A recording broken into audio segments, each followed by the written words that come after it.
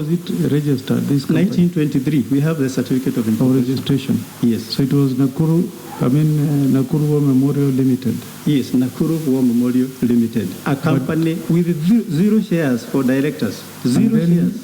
But the certificate of lease is issued to Nakuru War Memorial Hospital. Yes, and I submit that if... No, I don't need to submit. I just want to understand that there is a title for Nakuru War Memorial Hospital. Yes. And then you have a certificate for Nakuru War Memorial Limited. Yes, the new registration. Okay, it's okay, no problem.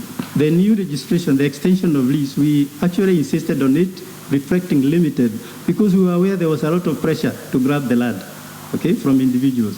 So we wanted it to reflect clearly what was in the certificate of incorporation in 1923. It was actually limited. So when it is reflected, fine. If there is a misspelling of Senator Madago's name, it doesn't mean he ceases to exist. In any government record, if there is a misspelling, like what they were saying, is written in 2021 and then appearing as directors as at 1923, we are not the ones who made that document. If they make an error, it doesn't mean that the company ceases to exist, okay? And also, the other errors we have proceed to remove. To answer the other question. I think that one you have explained. Just move the next question. The other point is that the PMO and PC were removed by the Constitution of Kenya 2010. There were no more provinces, so there was no provincial commissioner, and there was no way we could have him as a director.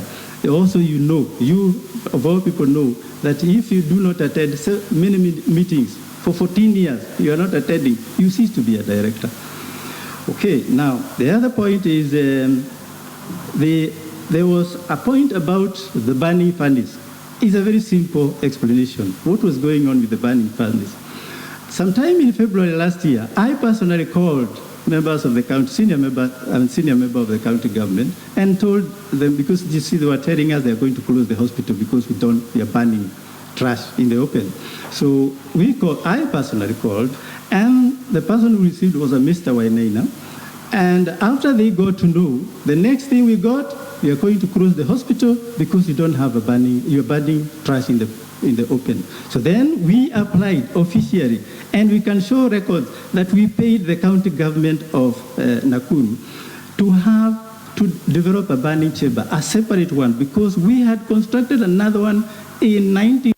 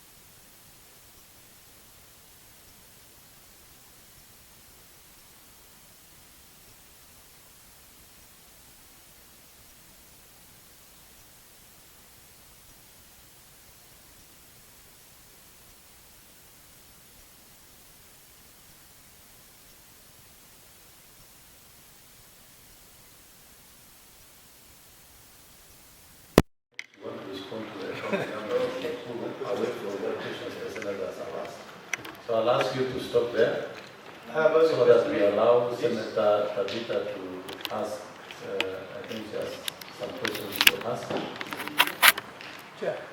Chairman. Mr. Chairman, sir. before you give a second round, probably give me first round. Okay, Senator Bony. Thank you, Mr. Chairman. Mr. Chairman, listening to both sides, it's clear that the governor has convinced us that she has a right to enter into the War Memorial Hospital purely because of the constitutional statement on the role of county governments in matters health. Number two, the governor has demonstrated that this is not a private institution by the evidence, amongst others, the presence of these two people, the provincial commissioner and the former provincial medical officer of health. Yes, doctor, you are trying to discount that using the new constitution, but you are wrong. Because what the PMO was doing then, the governor, as the head of health, will either go in person or send the CEC in charge of health or the medical officer in charge of health in the county. So those 2 points are irrefutable.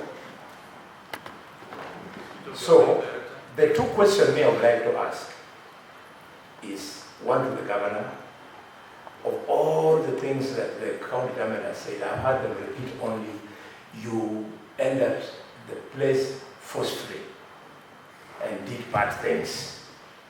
And in bullet 18, you told us you did it peacefully. So if you could just explain what took place on that day, that rests their concern. My next question is for counsel of the hospital.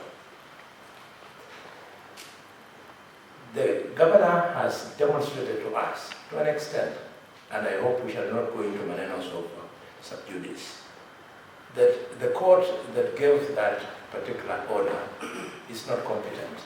It has no jurisdiction. As a lawyer, do you agree that the Environment Court should give an order which you should rely on to come and defend the hospital before the Senate? I would be happy to hear that. And Mr. Roger, Roger and the matron, please don't distort the history of medical services in this country. When you try to rely on the fact that the War Memorial Hospital was started in 1921 and that it was a whites-only hospital, please don't go there. In 1921, yes, the hospital in Nakuru was started. In 1922, the hospital in Machakos, provincial hospital, was started. And in 1926, the provincial hospital in Kakamega was started. All of them were former barracks for soldiers returning from the World War. And then a decision was made by the administration that they be converted into dispensaries and health centers. The fact that President Kenyatta went into the hospital and told people, stop it, allow the public to be part of it, he was doing that time what the governor is doing now. The governor wants the public of Nakuru to enjoy the services in the Memorial Hospital. Why do you want it to be reserved for people who are able to pay better than the Mama Boga in Nakuru? So if you must expect our support, give us the facts. You don't have the matron. You're just complaining how people are mistreated. Thank you, Mr. Chairman. Now, so that we don't lose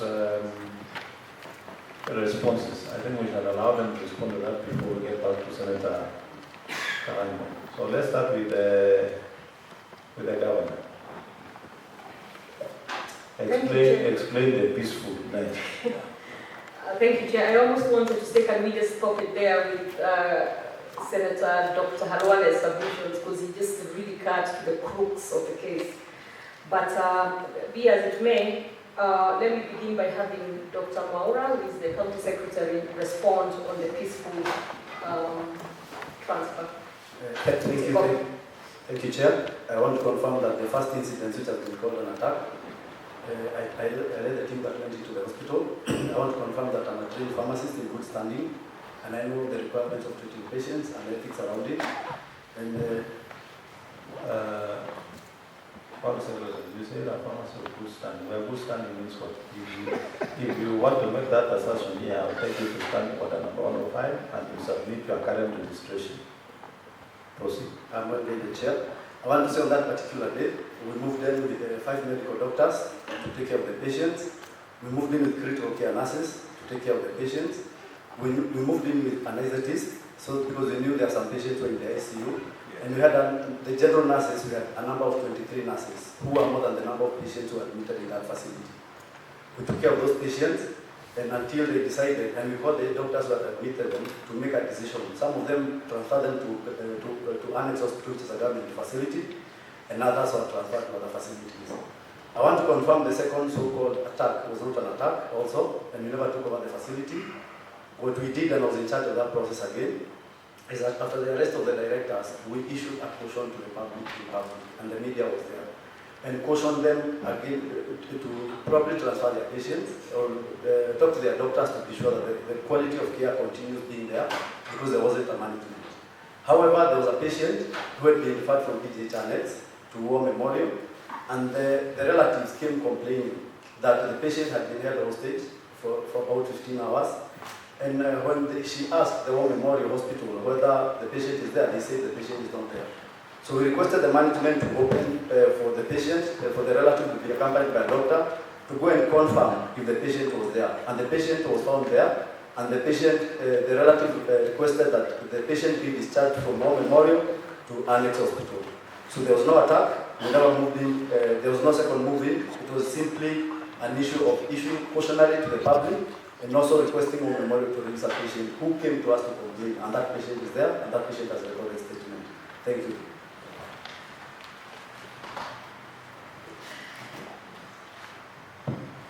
I'll now have one supplementary question for you before we go to Nakuru Memorial. If you moved in without contingent of personnel, what was then the necessity to transfer to ask for patients to be moved? Again, we are giving the patient a choice since we moved in with our medics to take care of the patients. But the patients, like it's a choice for a patient. We're supposed to give our patient a choice. And actually, we also called all their doctors to come in and look after their patients. So we did transfer patients. Did their doctors come in? Yes, they did. Okay. Director, you can respond to the questions that were asked by Senator Bony Khalwalwe. He has gone. For the governor, I don't know whether you can respond to. As he is consulting, our position as the hospital is that we were attacked. That is the position we hold. I've asked you to respond to I can see he is consulting. You would not have to wait. I've given you direction. Okay. I start guided. The hospital, we stand by our records, and we stand by the government records that it was a company incorporated in 1923, and it was a private company in this country. And while we do appreciate, because in Nakuru we also have the previous PGH, Provincial General Hospital, which is now having a different name, that hospital serves the public very well. It is very near, actually. And we submit there was no need to take over the private hospital because it has been running as a private hospital